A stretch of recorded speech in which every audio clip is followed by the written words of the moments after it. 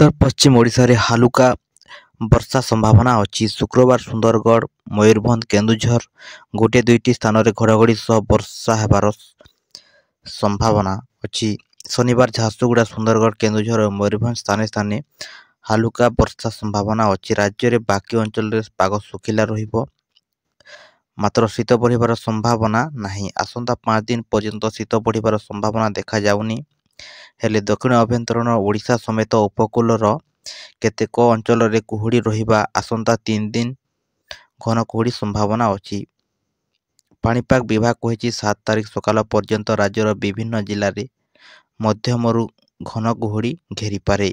शुक्रवार सकाले सुंदरगढ़, झारसुगुड़ा, संबलपुर, बरगढ़, सोनपुर, कलाहांडी, कंधमाल, रायगड़ा, नवरंगपुर, कोरापुट, मालकानगिरी, नयागढ़, खोर्धा, कटक, ढेंकानाल जिल्लार केतेक स्थान रे मध्यमरु घन कुहुड़ीर संभावना अछि।